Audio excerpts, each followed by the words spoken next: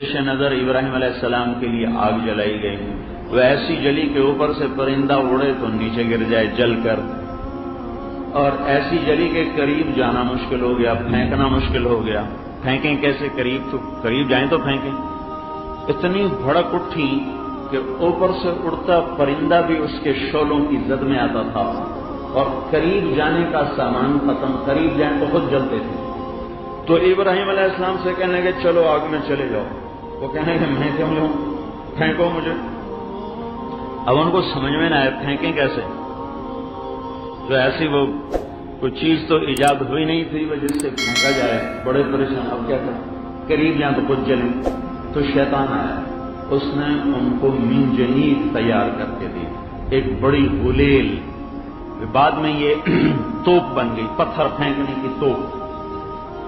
تو اس میں جیسے ایک سپرنگ کے ساتھ اس کو یوں کھینچا، پھر اس کو چھوڑا تو اس نے پش کیا اور یوں چیز اڑتی ہوئی آگے جائے۔ تو اس نے ان کو منجنیق تیار کر کے دی، اس میں انہوں نے ان کو باندھا، ہاتھ پاؤں باندھ کے ڈالا اور چھوڑ دیا۔ اب سارے منتظر ہیں، جو ہی آگ میں جائے گا نا فوراً جل کے ختم ہو جائے گا۔ لہذا آسمان کے فرشتوں میں بھی ہلچل ہے کہ یہ تو کام ہو گیا، انہوں نے بھی آج تک نہیں دیکھا کہ آگ کا جلا بچ جائے، آگ نے بھی آج تک نہیں دیکھا کہ میرے اندر آنے والا بچ جائے، انسانوں نے بھی، زمین آسمان نے بھی آج تک نہیں دیکھا کہ آگ کا جلا بچ جائے۔ لہذا سب دم بخود، سب پہ سناٹا، سب حیران پریشان۔ یوں ابراہیم علیہ السلام اوپر اٹھے اور ادھر آ گیا جبرائیل، ادھر آ گیا پانی کا فرشتہ، اور یوں تینوں ہوا میں جا رہے، اور ابراہیم علیہ السلام خاموش، کوئی زبان پہ بول نہیں۔ آخر جبرائیل نہ رہ سکے، کہنے لگے اللہ کا حاج، آپ کو ضرورت نہیں اس وقت میں، آپ کو ضرورت نہیں اس وقت میں، کہ مطلب میں آپ کی مدد کروں۔ کہنے لگے اما الیک فلا اما الی اللہ فنعم، ضرورت مند تو ہوں پر تو بھی میرے جیسی مخلوق ہے، تیرا نہیں ہوں، اللہ کا محتاج ہوں، تیرا محتاج کوئی نہیں۔ ان کو یہ پریشانی کہ یہ تو نہ مانگ رہے نہ ہم سے کہہ رہے، تو کہنے لگے اچھا اگر اللہ کے محتاج ہو، مجھ سے نہیں مانگے تو اللہ سے تو مانگو، اللہ سے تو مانگو۔ تو ارشاد فرمایا کیا وہ دیکھ نہیں رہا کہ میں کہاں جا رہا ہوں؟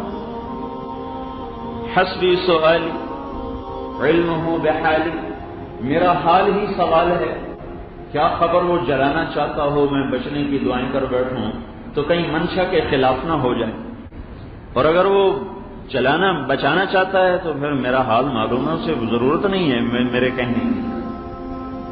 تو اللہ تعالیٰ اب یہ صرف قصہ نہیں سنا رہے، اللہ ایک ذہن بنا رہے کہ اے میرے بندو، یہ ساری کائنات تمہارے رب کی غلام ہے، اس سے وہ ہوتا ہے جو تمہارا اللہ چاہتا ہے۔ جب آگ کے شعلوں پر آئے تو اللہ کا حکم بدل گیا، یا نار کونی بردا وسلاما علی ابراہیم، اے آگ ٹھنڈی ہو جا۔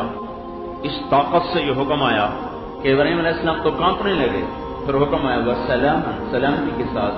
آگ نے باہیں پھیلا دی جیسے ماں بچے کو کے لیے باہیں پھیلاتی ہے، گود میں لیا جیسے ماں بچے کو گود میں لیتی ہے، آرام سے انگاروں پہ بٹھایا جیسے ماں بچے کو پنگھوڑے میں لٹاتی ہے۔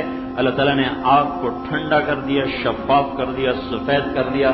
جبریل نے آ کے پر مارا، پانی کا چشمہ، دوسرا پر مارا، انار کا درخت۔ یہ وہ نظام چل رہا ہے جو اسباب سے بالا تر ہے۔ آگ میں پانی کا کیا تصور، اور ایک پر مار کے اس میں سے درخت نکلے، نکلتے ہی بڑا ہوتے ہی پھل دے، پھل پک جائے، یہ سارا علم زراعت کے خلاف ہے۔ آج ساری باٹنی اور ساری کیمسٹری کا علم فیل ہو گیا۔ آگ میں جانے کے بعد کیمیکل ری ایکشن ہونا چاہیے، تو کیمسٹری کا علم ختم ہو گیا، اور آگ میں درخت کا کیا تصور، تو باٹنی کا علم سارا فیل ہو گیا۔ اللہ تعالیٰ نے ساری باٹنی، ساری کیمسٹری کو ایک حکم سے توڑ کے دکھا دیا کہ تمہارا سارا علم اس وقت تک نفع دیتا ہے جب تک اللہ چاہتا ہے، جب اللہ اسے بدلتا ہے تو کائنات مل کر اس کے فیصلوں کو ہٹا نہیں سکتی۔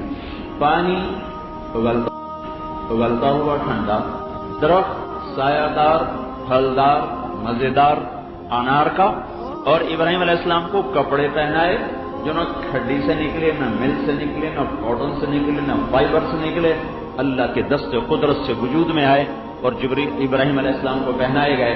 آگ کو صاف و شفاف کر دیا، سارے بابل میں منظر دیکھا کہ وہ بیٹھے ہیں ابراہیم، حتیٰ کہ باپ بھی پکار اٹھا، نعم الرب ربک یا ابراہیم، ابراہیم تیرے رب کے کیا کہنے ہیں، بڑا زبردست ہے تیرا رب، بڑا زبردست ہے تیرا رب۔ ایمان نہیں نصیب ہوا، لیکن اللہ کی عظمت ایک دفعہ اس کے منہ سے بھی نکلی کہ اللہ بڑی طاقتور ذات ہے۔ یہ قصہ سنانے سے ہمیں کیا اللہ بتلانا چاہتے ہیں؟ ہمیں یہ بتلانا چاہتے ہیں کہ مادیات کے، نباتات کے، جمادات کے، سونے چاندی کے غلام بن کے مت چلو، سب کچھ اللہ کا ہے، اللہ کے غلام بن کے چلو، یہ اللہ ہمیں بتانا چاہتے ہیں۔ یا اللہ، میں نے تو اپنے بچے کو اور بیگم کو تیرے اس وادی میں جس میں نہ گھاس ہے، نہ تنکا ہے، نہ درخت ہے، نہ پانی ہے، نہ انسان ہے، غیر ذی زرع، میں نے وہاں چھوڑ دیا ہے، تو جان اور یہ تیرے بندے ہیں اور یہ جانے، اور واپس چلے گئے۔ ستارے بھی جھانک جھانک کے دیکھتے ہوں گے کہ یہ بی بی یہاں کیا کر رہی، پتھر پہاڑ بھی گم سم تو پہلے ہی ہوتے ہیں، لیکن ان کی بھی دل کلیجے ہل گئے ہوں گے کہ یہ کیا ہو رہا ہے یہاں۔ اللہ کی طرف سے حکم آیا کہ بچے کو میرے نام پہ قربان کر دو۔ وہ چھری ہاتھ میں لی، اس پوزیشن میں آسمان کو دیکھا، یا اللہ کیا تو مجھ سے ناراض ہو گیا ہے کہ میرے دل میں اسماعیل کی محبت بہت جگہ پکڑ گئی ہے؟ نہیں میرے مالک، دیکھ میں آج تیرے نام پہ قربان کر رہا ہوں، یا میرا کوئی امتحان ہے تو مجھے اس میں کامیابی دے۔ تو آسمان کے فرشتے بھی رونے لگے۔ اور یہ اس واقعے میں کوئی بچہ ذبح نہیں ہونا تھا، اور یہ بچے کو جدا کرنا کوئی اللہ کی مجبوری نہیں تھی، ایک انسانیت کو پیغام دینا تھا کہ اللہ جو کہے اس کو پورا کر دو، یہی تمہاری کامیابی۔ اصل مقصد قربانی کا، ہم جانور قربانی کا کرتے ہیں کہ ہم اپنے حرام جذبات پہ چھری چلاتے، یا اللہ تیری مانیں گے، تیرے نبی کی مانیں گے، اور اس کے خلاف جو چیز آئے گی یا اللہ ہم اس سے بچ کے چلیں گے۔ یہ اس قربان۔ السلام علیکم ورحمۃ اللہ وبرکاتہ۔ بسم اللہ الرحمن الرحیم، والصلاة والسلام علی رسولہ الکریم وعلی آلہ وصحبہ اجمعین۔ اللہ تعالیٰ نے ہمیں یہ زندگی دی ہے ایک امتحان کے لیے، اور بہت مختصر امتحان ہے، چند دہائیوں میں زندگی کا اختتام ہو جاتا ہے، پھر ہم ایک ہمیشہ کی زندگی میں داخل ہو جاتے ہیں جہاں کا دار و مدار ہمارے اعمال پر ہے۔ اگر اچھے اعمال ہیں تو بہت خوبصورت زندگی کی ابتدا ہوگی، پھر انتہا نہ ہوگی۔ اگر اللہ کو ناراض کر کے کوئی مر گیا تو بہت خوفناک انجام ہوگا۔ اس بات کو سمجھانے کے لیے اللہ نے 1.25 لاکھ نبیوں کو بھیجا، اور ایک ہی اللہ تبارک و تعالیٰ کی ہم سے ایک ڈیمانڈ ہے، مطالبہ ہے، عبدی انت ترید و انا ارید ولا یکون الا ما ارید۔ میرے بندے، ایک تو ارادہ کرتا ہے، ایک تیرا رب ارادہ کرتا ہے، ہوتا وہ ہے جو تیرا رب چاہتا ہے۔ تو ایک ڈیل کر مجھ سے، فَإِن سَلَّمْتَ لِي فِي مَا أُرِيدُ كَفَيْتُكَ فِي مَا تُرِيدُ۔ تو میری مان لے دنیا میں، پھر میں ہمیشہ کے لیے تیری چاہت کو پورا کر دوں گا۔ وَإِن لَمْ تُسَلِّمْ لِي فِي مَا أُرِيدُ أَتْعَبْتُكَ فِي مَا تُرِيدُ وَلَا يَكُونُ إِلَّا مَا أُرِيدُ۔ اور اگر تو نے وہ میرا چاہا پورا نہ کیا تو میں تجھے تیری چاہتوں میں تھکا دوں گا، اور ہوگا وہی جو تیرا رب چاہے گا۔ اس مختصر زندگی کو اللہ کی اطاعت میں گزار دیں، جو وہ چاہتا ہے وہ کر دیں، جس سے روکتا ہے اس کو چھوڑ دیں۔ ابراہیم علیہ السلام کی قربانی اسی سبق کو دہرایا گیا ہے، اور اس میں ہمیں یہی سبق دیا گیا ہے کہ اللہ جو مانگے وہ دے دیا جائے۔ آپ اس سے اندازہ لگائیں کہ ابراہیم علیہ السلام رب ہب لی من الصالحین دعا مانگتے مانگتے بوڑھے ہو گئے، اور تقریباً کوئی 84 یا 86 سال کی عمر میں اللہ نے حضرت ہاجرہ کے پیٹ سے اللہ تعالیٰ نے ان کو بیٹا دیا جس کا نام انہوں نے اسماعیل رکھا۔ اور حضرت ابراہیم علیہ السلام کا مقام فلسطین ہے، وہاں آپ رہتے تھے۔ فلسطین اور مکہ تو اس وقت آباد ہی نہیں تھا، کالے پہاڑ تھے، نہ پانی، نہ سایہ، نہ درخت، نہ راستہ۔ تو اللہ کی قدرت ہے کہ یہ بچہ پہلی بیوی سے پیدا نہیں ہوا، جو تقریباً آپ کی اگر حضرت ابراہیم علیہ السلام 84 کے تھے تو وہ 80 کی تھیں، اس سے بیٹا نہیں دیا، اس سے بیٹا بعد میں دیا۔ اور نوجوان بیوی 20-22 سال کی حضرت ہاجرہ شاہ مصر کی بیٹی، اس کے ساتھ اس سے اللہ نے بیٹا دیا۔ تو بڑھاپے کی اولاد تو دل کو پکڑ لیتی ہے، تو ابراہیم علیہ السلام کو ان سے بہت پیار، بہت محبت۔ ایک دم اللہ تعالیٰ کا حکم آیا کہ اس کو یہاں سے اپنی نظروں سے دور کر دو۔ اب کوئی اس کے سامنے انہوں نے لاجک نہیں مانگی، یا اللہ کیا مطلب، کس لیے، کیوں کر رہے ہو؟ 86 سال کی عمر میں بچہ دیا، اب کہہ رہے ہو آنکھوں سے دور کر دوں۔ کہ جی میرے رب، کدھر لے جاؤں؟ کہا جبریل آئے گا، تمہیں راستہ بتائے گا اور تم اس کے پیچھے پیچھے چلو گے۔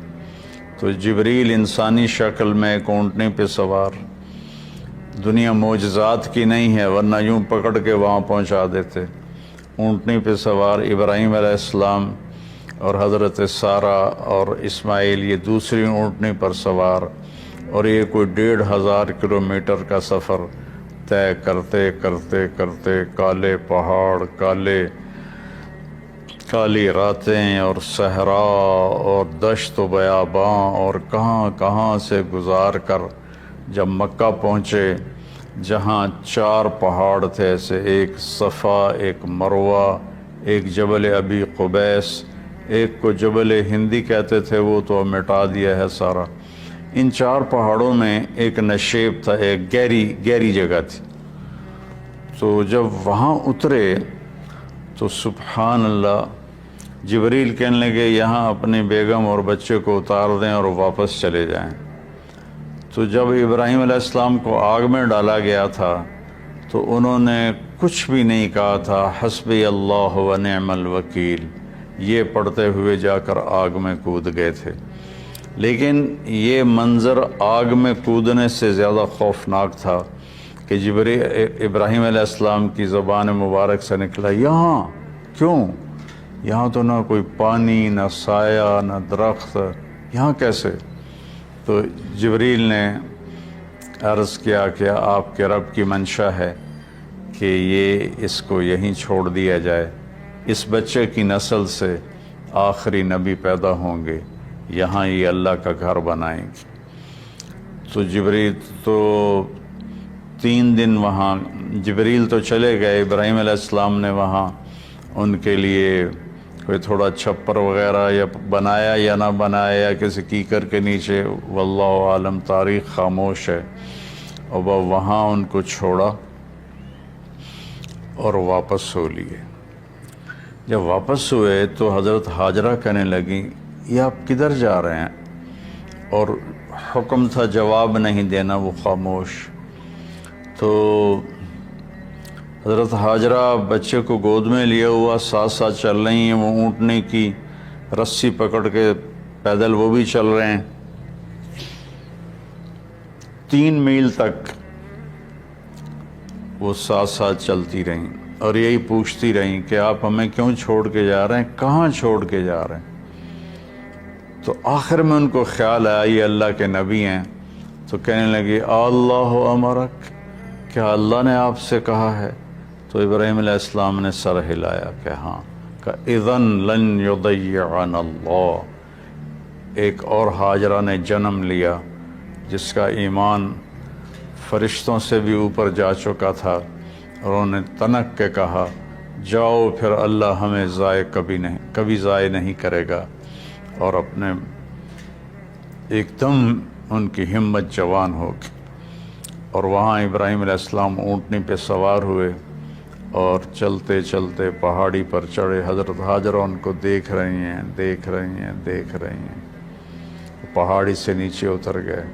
یہ بوجھل قدموں سے واپس ہوئیں تو ابراہیم علیہ السلام وہاں جب بچے سے بیوی سے اوجھل ہو گئے تو اونٹنی سے اتر گئے اور پھر اللہ کے سامنے ہاتھ اٹھائے، ربنا انی اسکنت من ذریتی بواد غیر ذی زرع عند بیتک المحرم۔ یا اللہ میں نے تو اپنے بچے کو اور بیگم کو تیرے اس وادی میں جس میں نہ گھاس ہے، نہ تنکا ہے، نہ درخت ہے، نہ پانی ہے، نہ انسان ہے، غیر ذی زرع، میں نے وہاں چھوڑ دیا ہے، تو جان اور یہ تیرے بندے ہیں اور یہ جانے، اور واپس چلے گئے۔ تو میں سوچا کرتا ہوں، ہمارے بچے چھوٹے چھوٹے تھے تو رات کو جب بجلی چلی جاتی تھی اور کسی کی آنکھ کھلتی تھی تو وہ چیخیں مارنا شروع کر دیتا تھا اندھیرے سے ڈر کے۔ اور آپ تھوڑا سا تصور فرمائیں، مسورات بھی سن رہی ہیں، مرد بھی سن رہے ہیں، ایک ماں ہے، اور خاص طور پر ماں کے احساسات کو ماں ہی محسوس کر سکتی ہے کہ جب رات آئی ہوگی، کالی سیاہ رات اور کالے پہاڑ اور کالے پتھر، سنسان وادی اور تیز ہوائیں، تو اس تنہا ستارے بھی جھانک جھانک کے دیکھتے ہوں گے کہ یہ بی بی یہاں کیا کر رہی۔ پتھر پہاڑ بھی گمسم تو پہلے ہی ہوتے ہیں، لیکن ان کی بھی دل کلیجے ہل گئے ہوں گے کہ یہ کیا ہو رہا ہے یہاں۔ ایک عورت بیٹھی ہوئی ہے، 20-22 سال کی عمر ہے، مصر کی شہزادی ہے، اور بچے کو گود میں لیے بیٹھی ہے۔ تو اس طرح سے یہ ایک زندگی شروع ہوئی، اور 3 دن کے بعد پانی بھی ختم ہو گیا اور چھاتیوں کا دودھ بھی ختم ہو گیا، چونکہ کھانا ختم ہو گیا۔ تو پھر جو صفا مروہ کے ساتھ انہیں پتہ تھا کوئی نظر نہیں آئے گا، کچھ نہیں ہوگا، صفا پہ چڑھی، ادھر دیکھا ادھر دیکھا، اونچے کوٹھے تے چڑھ دیکھا، ادھر دیکھا ادھر دیکھا، کوئی نظر۔ پھر نیچے اتری، پھر جہاں بچہ نظروں سے غائب ہو گیا وہاں دوڑ لگائی، اور پھر مروہ پہ چڑھی۔ آج ہم سیدھا ایئر کنڈیشن وہاں انہوں نے ہال بنا، گیلری بنا دیا ہے، لیکن ہم چلتے چلتے تھک جاتے ہیں۔ وہ پتھروں سے ٹکراتی ہوئی اور کانٹوں سے الجھتی ہوئی، کبھی صفا کبھی مروہ، کبھی صفا کبھی مروہ، 7 چکر لگائے۔ شکر ہے وہ 7 پر ہی تھک کے بیٹھ گئیں، زیادہ لگاتی تو شاید کوئی صفا مروہ کے صحیح کر بھی نہ سکتا۔ تو پھر وہ گر گئیں اور بے بسی سے اپنے بچوں کی طرف نظریں دوڑائیں کہ وہ نہیں چاہتی تھیں کہ بچہ میری گود میں مرے، کہ میں یہاں مر جاؤں وہ وہاں مر جائے۔ لیکن وہاں ایک نوجوان کو دیکھا تو پھر ممتا زندہ ہو گئی، انہوں نے اپنی پوری طاقت کو جمع کر کے دوڑ لگائی۔ جب وہاں پہنچی تو وہ نوجوان تو غائب ہو چکا تھا، وہ جبریل تھے انسانی شکل میں، انہوں نے پر مارا اور وہاں سے پانی کا چشمہ نکلا۔ دنیا کا سب سے زیادہ چلنے والا کنواں ہے زمزم، اور آج تک اس کے پانی کا سورس معلوم نہیں، یہ پانی آتا کہاں سے ہے۔ تو اس طرح اسماعیل علیہ السلام پروان چڑھے، اور پھر میرے رب کا دوسرا حکم آ گیا کہ اللہ کی طرف سے حکم آیا کہ بچے کو میرے نام پہ قربان کر دو۔ اب ایک بوڑھا باپ جس کو 86 سال کی 84 سال کی عمر میں بچہ میں، فلما بلغ معه السعی، جب وہ دوڑنے بھاگنے لگ گیا، 5-6 سال کے ہو گئے ہوں گے، تو اس عمر میں تو بچہ کا تصور آنکھوں میں بس جاتا ہے، دل میں بس جاتا ہے۔ اللہ نے کہا جاؤ ذبح کر دو۔ تو فلسطین سے چھری اٹھا کر چلنا اور مکے تک پہنچنا، اور ہر قدم پہ سوچنا کیا بنے گا، میں کیسے کروں گا۔ 90 سال عمر ہو چکی ہے، 90 سال میں تو اعضاء کمزور ہوتے ہیں، اور مرغی کو ذبح کرنا بھی مشکل نظر آتا ہے، 6 جائے کہ بچے کو ذبح کرنا۔ تشریف لے گئے، بچے کو تیار کروایا اور مینا کی طرف تشریف لے گئے۔ وہاں 3 جگہ شیطان آیا، اس کو کنکر مارے، اور جب ایک تنگ سی جگہ تھی وہاں پہنچے تو کہنے لگے بیٹے انی ارا فی المنام انی اذبحک فانظر ماذا تری، بیٹا میں تجھے خواب میں دیکھتا ہوں، میں تمہیں ذبح کر رہا ہوں، اور نبی کا خواب صحیح ہوتا ہے تو تمہاری کیا رائے ہے؟ تو رائے پوچھنے کا مطلب یہ نہیں تھا کہ وہ ہاں کرے گا تو کر دوں گا، نہ کرے گا تو نہیں کروں گا، مطلب یہ تھا کہ ہاں کرے گا تو آسانی سے ہوگا، نہ کرے گا تو تھوڑا تردد، تھوڑی کوشش کر کے پھر ذبح کروں گا۔ آگے وہ نسل بھی ابراہیم علیہ السلام کے تھے، کہنے لگے یا ابت افعل، یا ابت افعل، یا ابت ففعل نہیں، یا ابت وفعل نہیں، یا ابت افعل ستجدنی انشاء اللہ من الصابرین۔ میرے بابا، میرے ابا، میرے باپ، جلدی کر، یا ابا تفعل، اس سے مطلب نکلتا ہے جلدی کر، اللہ کے حکم میں دیر کیوں کر رہا ہے؟ ستجدنی انشاء اللہ من الصابرین، آپ مجھے صبر کرنے والا پائیں گے انشاءاللہ۔ تو پھر کہنے لگے میرے ہاتھ پاؤں باندھ دو، آپ کو تکلیف نہ ہو میرے ہاتھ پاؤں کی حرکت سے، اور دوسرا مجھے الٹا لٹا دو تاکہ آپ آنکھوں سے آنکھیں ٹکرائیں تو آپ کا ہاتھ نہ کانپ جائے۔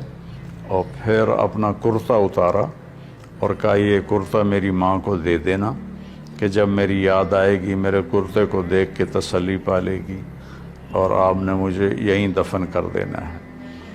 اور یہ کہہ کر انہوں نے ہاتھ پاؤں باندھے اور ان کو الٹا لٹایا، اپنی آنکھوں پہ پٹی باندھی اور ان کی کمر پہ گھٹنا رکھا، سر کے بال پکڑ کے اوپر اٹھائی گردن اور چھری ہاتھ میں لی۔